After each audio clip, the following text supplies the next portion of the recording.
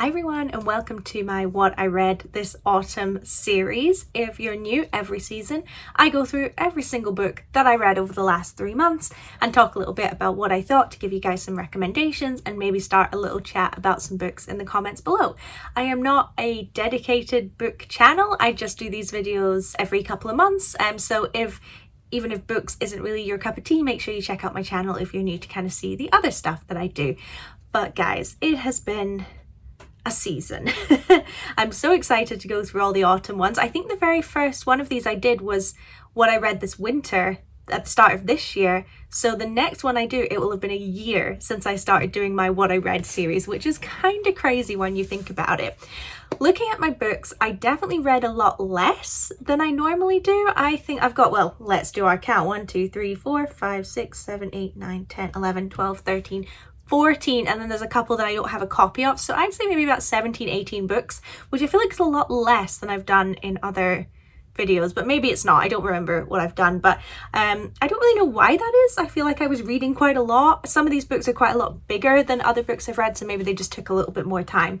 But anyway, I'm very excited to go through what I've read this season, so let's get started. So normally I would start with rereads. I actually didn't reread a single book that I've read before this season. I think that's maybe the first time. Normally I've reread something, but not this time. Everything was brand new, which is very exciting, so I can skip past that, and I'm actually going to start with a book that I don't have a copy of because I bought it, read it, really didn't like it, and so just gave it away immediately. I wasn't that fussed about having it because I read it right at the start of the season. I was like, I don't want to have this book hanging around for like 3 months, and it was Sociopath, and it's literally, I think it's by Patrick, I don't know how to say the last name, Gagne maybe, I'm not quite sure.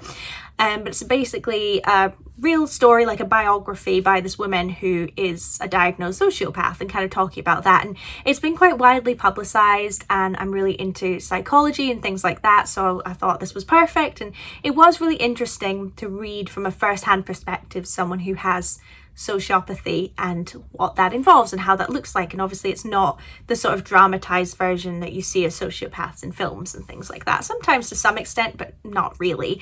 So that was interesting, but I just really didn't like the book, and I feel bad when it's a book about someone's life that I'm sitting here saying I didn't really like it, but I just found it pretty boring. And that's unfortunately, I think, the worst sin that a book can be is boring. Even if it's bad, at least if it's interesting or fun to read, then it's okay. But boring, yeah, and it was a lot of repetition of the same sort of thing. Like, for example, she would break into houses to get a sort of thrill from it, but I'd say about 90% of the book was just her going into a house, sneaking around, coming back out, going into a house, sneaking around, coming back out. Like, it never changed. I get that's the hard part of an autobiography, is that you just need to say what's true. You can't really like dramatize it all that much, but I just found it really dull, and I had a really hard time getting through it, even though it was a hardback, so it was kind of long, but really it wasn't that long. Like, the writing was quite big and everything, and I still had a really hard time getting through it, and took way longer than a book of that size should have taken me to read. So not a big fan of that at all. And normally I say like, oh, I'm glad I read it. I'm not even sure I'm particularly glad I read this one. It really wasn't for me. Okay, so these books aren't in a particular order, by the way, that I'm going through them. It's not even the order I read them. I'm kind of just picking and choosing to make things a little bit more interesting, going between genres and things like that. So the next book I'm going to do is Dostoevsky's Crime and Punishment. Yes, I did read Crime and Punishment, and you know what? I'm pretty proud of myself. I never thought I'd be able to read a book like this, but I did it. It took me ages, but I did it. And you know what? I quite liked it. I thought it was going to be one of those things where I just read it for the sake of having said that I've read it. But I actually enjoyed it. Would I ever read it again? No way. I'm not reading this again. But it was really good. It was really depressing, and I had a hard time with it to start with, but eventually I managed to sort of reframe my mind into what this book is, which is less of a story and more of like philosophical essay almost about life and class and, you know, all that kind of thing, and what's morally right and wrong and things like that. It's like pages and pages and pages of just musing about ethics and things like that, with a sort of story in between, but that's really the main point of it. So it did take me a little while to kind of be like, oh, that's what this is, because I haven't read a book like this before. I've not read anything Russian, I've not really read anything much from this time period, so this was new for me, but I ended up quite enjoying it. I looked forward to reading it every day. I took my time with it. I think you have to, otherwise just like, oh my god, this is too much. But yeah, I'm really glad I read it. I don't have much to say about the story. Like, it's really, really depressing. There's like no hope in it whatsoever. It's not the book you read if you want to be cheered up, like little beach read. But I am glad I read it. It's really good. I'm gonna keep this. I didn't read this one. I read an older version, but I bought this one, so I have a copy of it because I did really like it. And my next job is to read War and Peace, but that's like double this. So hold this space. That might not appear on this channel for quite a while, but we'll see. Okay, so next is basically an entire series that I read. So if you saw my what I read this summer video, you'll know that I reread The Lion, the Witch and the Wardrobe, and I enjoyed it. I was like, actually, this is kind of fun. So I ended up buying and reading all the others. So that was The Magician's Nephew, The Horse and His Boy, Prince Caspian, The Voyage of the Dawn Treader, The Silver Chair, and The Last Battle. So that's the entire Narnia series, all obviously by C.S. Lewis. And it was quite timely actually, because apparently what's her face, Greta Gerwig, is going to make a whole Narnia series, so that'll be interesting. But it was very interesting to read these because I never read beyond, I'd only read The Lion, the Witch and the Wardrobe before, which I think is quite common for people. So it was interesting to see how it plays out in the larger canon of Narnia. So just very quickly, going through each one. The Horse and His Boy, is that the first one? Oh no, that's not the first one, sorry, I've got them in the wrong, it's because I put some over here. The first one, The Magician's Nephew, I actually really liked. I actually thought this one was maybe better than Lion, Witch and the Wardrobe. It's to kind of talking about the creation of Narnia as the children eventually find it, and introduces some really key characters, so really liked that. The Horse and His Boy was so dull. Had a hard time getting through that. Prince Caspian, enjoyed it more than The Horse and His Boy, but wasn't one of my favorites. Voyage of the Dawn Treader, I loved that. That one was also a highlight. Silver Chair was fine. Last Battle was terrible. If you go on Goodreads, you'll see not a lot of people like The Last Battle as a book. The problem with the series as a whole is, number one, it's an allegory for the Bible and Bible stories, which is not a secret. I think a lot of people know this whole series is basically different Bible stories retold. So I can't exactly say I went in not realizing that, but as someone who's not religious, it can be a bit heavy, basically talking about how amazing God and Jesus is and all this kind of thing, which is fine, obviously, if that's what you believe. But as someone who doesn't really believe that, it can be a bit of a slog to get through all that. On top of that, as we get closer to the last book, and particularly the last book, very sexist, pretty racist as well, and obviously it's a product of its time, but that doesn't mean it's okay.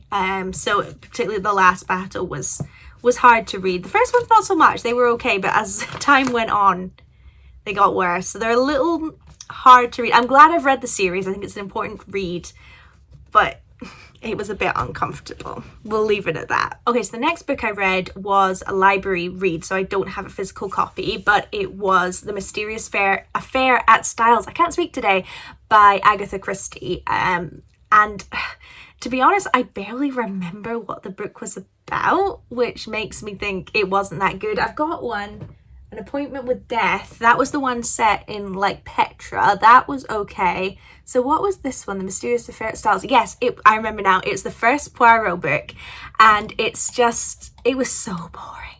Poirot's barely in these books, by the way. You could have any detective in these books and it would not change the story at all. You don't need Poirot or his particular personality or set of skills or anything. So I don't really understand why he's become this like beloved detective when he only appears in like the last chapter, particularly of this book. It's a stock standard murder mystery, and I'm not going to penalise her for that because she's basically the one who came up with all these stock standard murder mysteries, and they were very original for their time.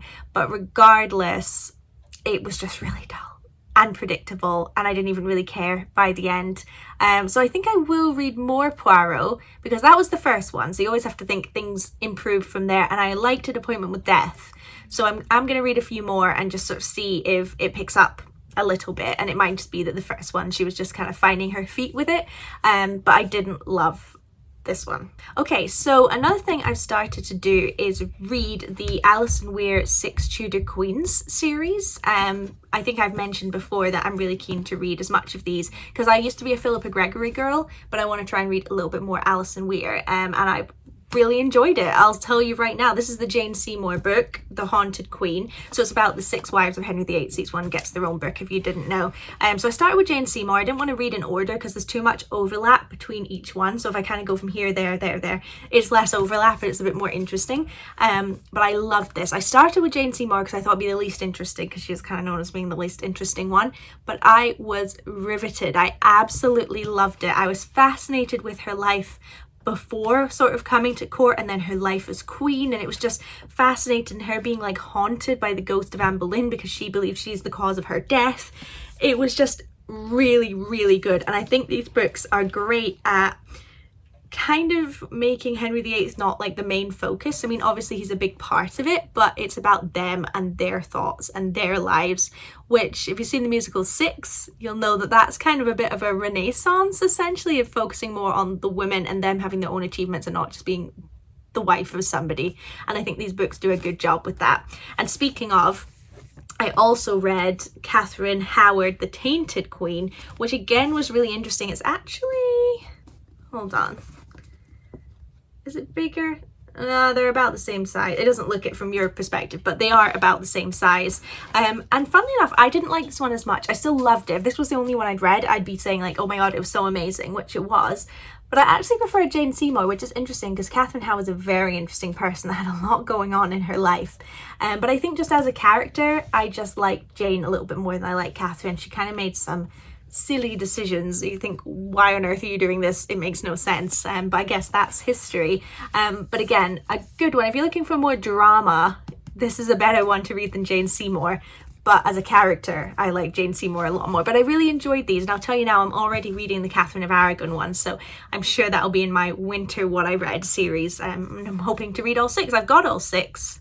They're around there somewhere. Yeah, those ones here. So I have them, so I know I'll be reading them at some point. It's just how long it takes me to read them, but I'm loving them so far. Okay, so another book I don't have a copy of is The Prime of Miss Jean Brodie. And I have to say, the only thing I really liked about this book was how short it was. It was like 4 chapters. You could totally read it in a day. I didn't. I sort of split it because the chapters are quite long, but yeah, really wouldn't take you long to read. And I think I just didn't get this one, me saying I didn't like it. I think I just wasn't the right audience for it. I think it was written for an audience from a different generation. If you don't know, it's about this teacher who basically creates a little clique with some of her female students and they kind of become like a bit of a gang. But I just found all the characters in it kind of annoying and I couldn't really relate to any of them, and I wasn't even sure if I was supposed to be relating to them or disliking them. I wasn't really sure what the author was going for. But overall, I just didn't find it that interesting. I don't have a lot to say about it, which again is kind of like the worst thing. If I had lots of criticisms, at least I felt something about it. But yeah, I really didn't feel much for this book at all. Maybe I'll watch the film, give it a go, see what I think. But yeah, it just really wasn't for me. Although I did like that it was set in Edinburgh. You don't really get many books that kind of mention places that I know and go to quite a lot. So that was quite cool actually. It made me want to read more Scottish / Edinburgh based books. But yeah, it wasn't for me, which is fine. I'm sure it's for some people, but it wasn't for me.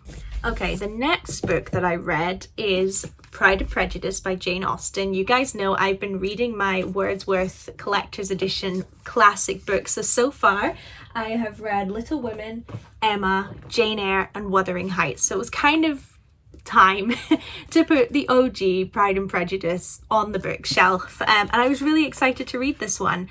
Yes, I'd read Emma, which is also by Jane Austen. I really rated Emma. I really liked it, so I was really excited to read like the peak of Austen literature, so they say. And you know what, I didn't like it all that much. It was okay. I enjoyed reading it. Like, I wouldn't say it was bad or anything, but I just didn't find it all that interesting, which I know is kind of the point. Like, everyone says like nothing happens in Emma, and nothing does happen in Emma, but the characters are engaging, and I didn't feel that so much here, and I wasn't really that invested in the romance part. I mean, it's supposed to be this huge thing, isn't it, with Mr. Bennet and what have you.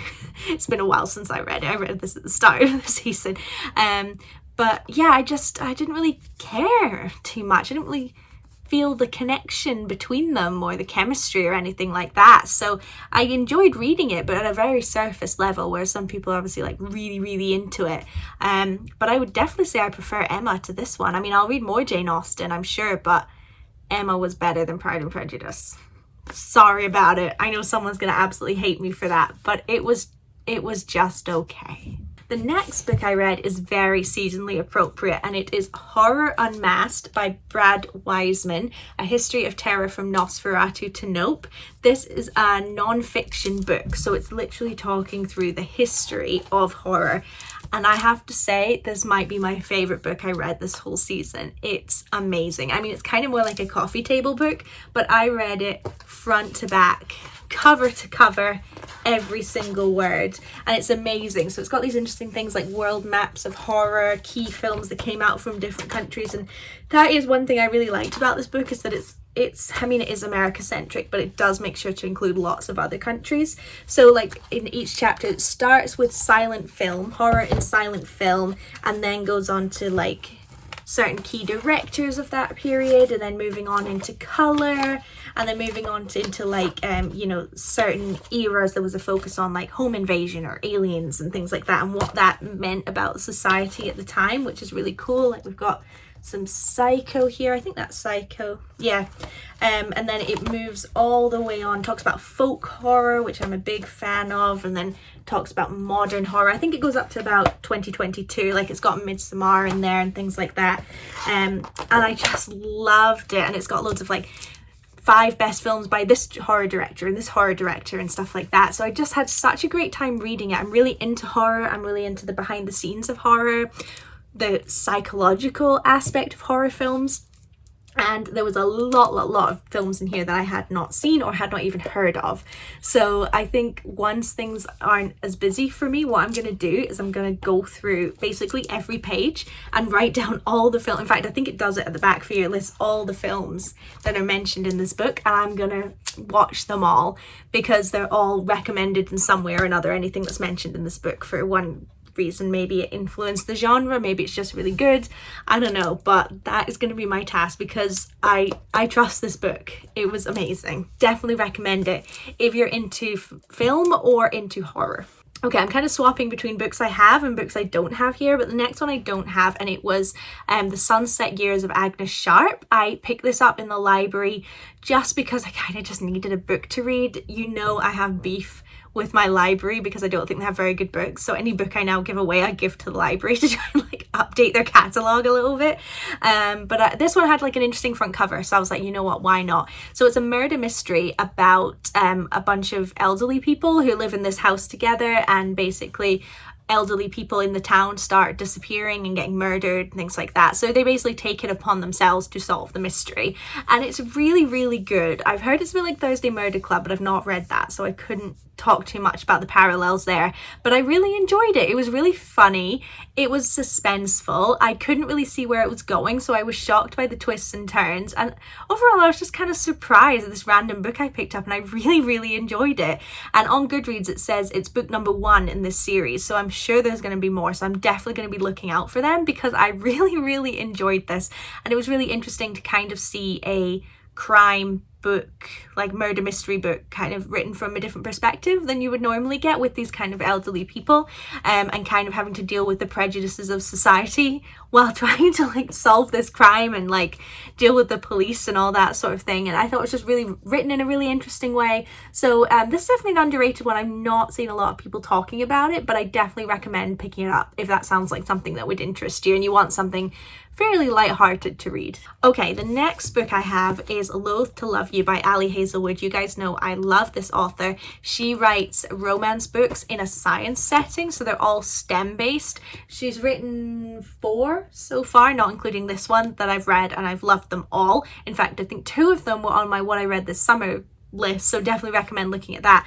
But this one, Loath to Love You, was actually came out a while ago. I've only just got around to reading it, and it's 3 short stories in it, so I'm going to kind of treat it like 3 different books, but overall really enjoyed it. I liked how the 3 stories interconnected at the end, and you know, they were all sort of linked to each other rather than just 3 disparate stories, so really enjoyed that. And overall it was just a fun, cute read. it is probably my least favourite of her books, just because you don't get much time to delve into the characters. And I can kind of see why the 3 short stories, like they definitely wouldn't carry their own book. There's not enough in them, but they do work really well as their own little mini stories. But I would say it's probably my least favourite. But that's saying something, because I really like them all. So don't think that I don't like this, because I do. So the first one's Under One Roof, which is about a big oil lawyer and an environmental scientist that end up having to cohabit together. They're all kind of, there's nothing crazy or like, it's not trying to say something about society really in these books. They're just fun little romance books. But that's basically the premise of that one. Then there's Stuck With You, which is 2 engineer nemesis get stuck in a lift together. And then there's Below Zero, where a NASA engineer gets stuck in the Arctic and her nemesis has to come and save her. So they've all got quite similar vibes. But if you like that sort of enemies to lovers kind of style book, you'll really enjoy these. Like I say, they're light, they're fluffy, there's nothing too complicated in them, but they're a good read. And it's probably more of a summer book, to be honest with you.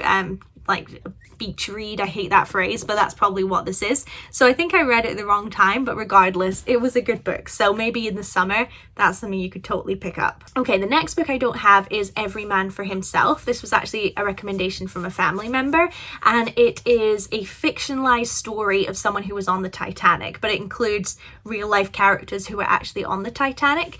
This one I have complicated feelings about. It was okay. It was fine. Enjoyed reading it. It was a good story. It was well written.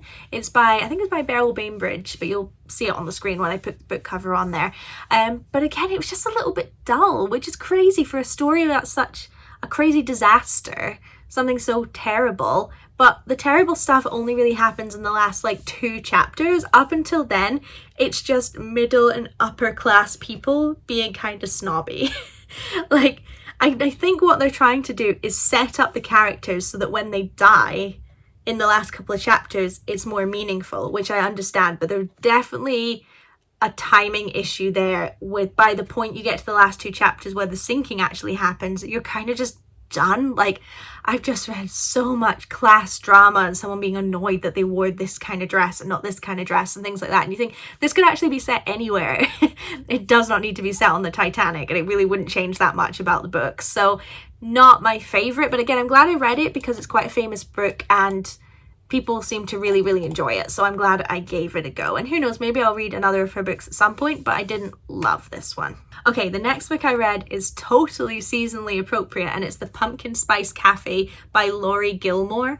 I was drawn to this because of the most gorgeous cover ever. It's got gold on it. It's absolutely beautiful. I'm obsessed. And again, it's like a romance book that's total nonsense. It's like if a Hallmark film was in a book, like this girl moves to a small town and starts a little cafe, and it's all autumnal themed, all set in autumn, and falls in love with a farmer. It's typical, but it's actually really sweet. I was a bit nervous because Goodreads didn't really give it a great score, but I think if you go into it knowing that it's not going to reinvent the wheel and it's just a cute little story, you'll really like it. And I really enjoyed it. I really liked the 2 main characters.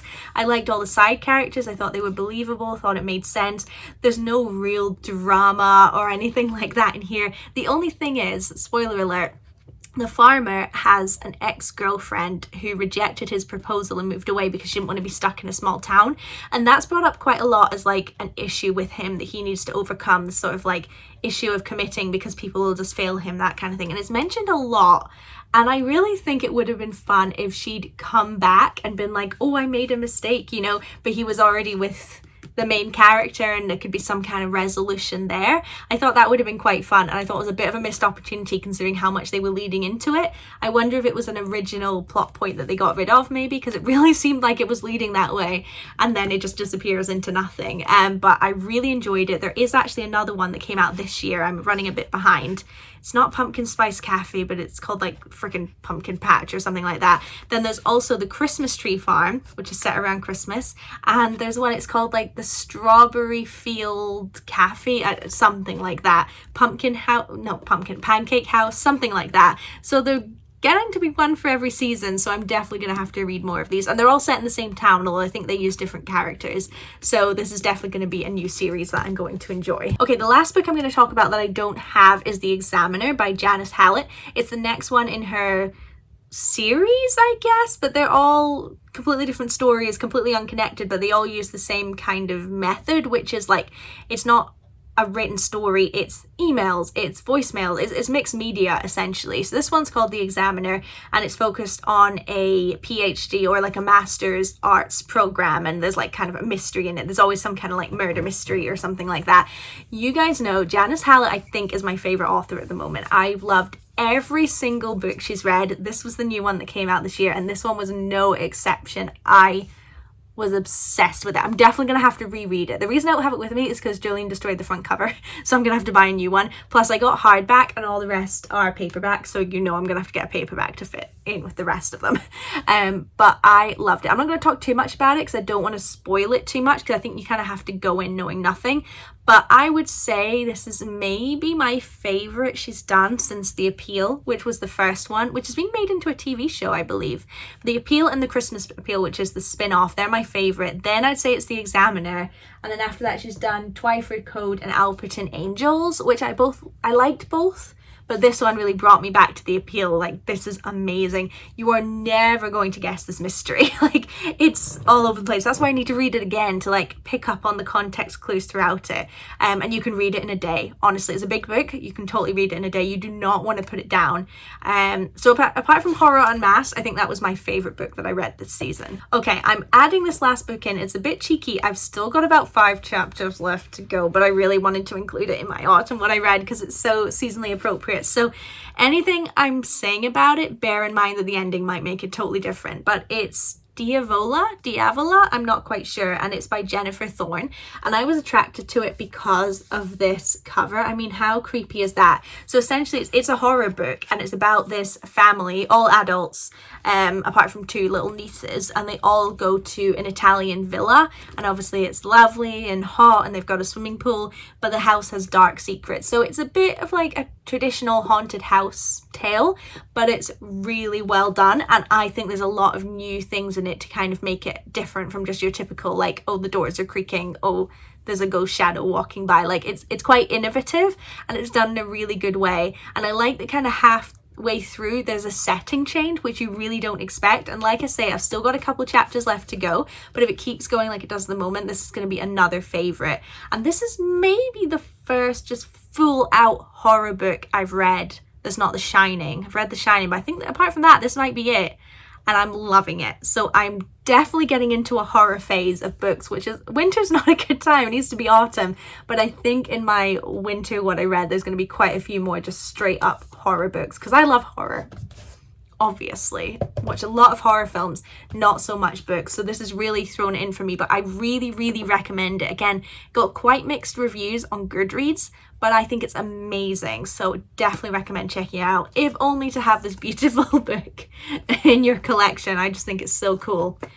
But yeah, that's Diavola. So guys, that is all my books. As I say, it's actually a fair amount less than normal, and I don't really know why, but I hope you enjoyed it. Let me know what you thought about these books. Have you read any? Is there any you'd like to read? Did you read anything this season that you just thought was amazing and you think that I should read? Please let me know, and feel free to follow me on Goodreads as well. I'll link that down below as well. I don't really post reviews on there, but I do post what I'm reading, when I finished, and a star review. I kind of save my actual reviews for this video. So yeah, thank you guys so much for watching. Hope you enjoyed. Non-book related content coming next week, so don't forget to subscribe, and I'll see you soon. Bye.